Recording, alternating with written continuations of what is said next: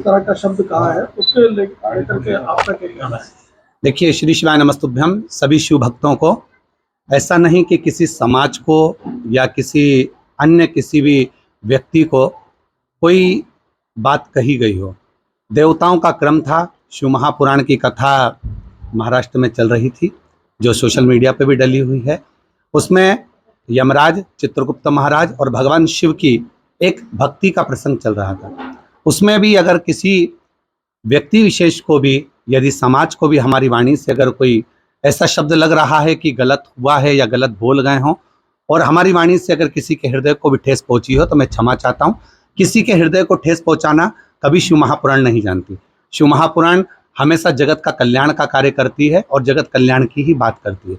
फिर भी अगर मेरी वाणी से या शिव महापुराण के किसी शब्द से किसी भी समाज को, किसी वर्ण को, किसी व्यक्ति को अगर कोई ठेस पहुंचती है, तो मैं इसके लिए क्षमा। अंतरराष्ट्रीय स्तर के कथावाचक है, ऐसी बार बार स्थिति क्यों बन रही है कि अपन को क्षमा मांगनी पड़ रही है? देखिए, राधा रानी का मैटर हो या ये मैटर हो, और भी 2-3 ऐसे विषय हैं, जैसे कि अपना होली वाला विषय था, धुलेड़ी वाला, ऐसी स्थिति क्यों बन रही है अपने साथ में बार बार कि देखिए, विषय कोई भी आप अगर प्रसंग उठाएंगे, शास्त्रों को ब्रह्म वैवर्त पुराण से उठाएंगे, तो राधा रानी का प्रसंग भी आपको पढ़ने को मिलेगा।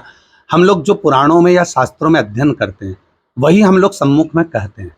पर हो सकता है कई लोगों को वो चीज़ें स्मरण में नहीं आती या पढ़ने में नहीं आती, तो उनको लगता है कि ये हो ही नहीं सकता, वो भी प्रसंग रहते हैं। पर अभी के जो प्रसंग हैं या मूल जो प्रसंग हैं, और देखिए, एक वक्ता है, वक्ता अपनी व्यासपीठ से अगर कोई बात कह रहा है, तो वो उसके अंदर की भी बात सामने प्रस्तुत करता है कि उसके अंदर के भाव क्या है। परंतु कोई किसी के हृदय को ठेस पहुंचाना या किसी को गलत कहना, ये किसी वक्ता के लिए नहीं है या किसी व्यासपीठ के लिए नहीं है। हम कायस्थ समाज भी हमारी है संपूर्ण, हम तो चारों वर्णों को अपना मानकर चलते हैं, ब्राह्मण और क्षत्रिय, वैश्य और शूद्र, सबको हम अपना मानकर चलते हैं। किसी भी समाज के लिए आज तक व्यासपीठ ने कभी गलत नहीं कहा। चाहे आप पूर्व के जितने भी व्याख्यान उनको उठाकर देखेंगे, तो सभी समाजों का सम्मान किया है इस शिव महापुराण की कथा ने और इस व्यासपीठ ने। पर फिर भी अगर किसी को गलत लग रहा है और अगर किसी के हृदय को हमारी वाणी से अगर ठेस पहुंची है इन शब्दों के लिए, तो मैं क्षमा चाहता हूं।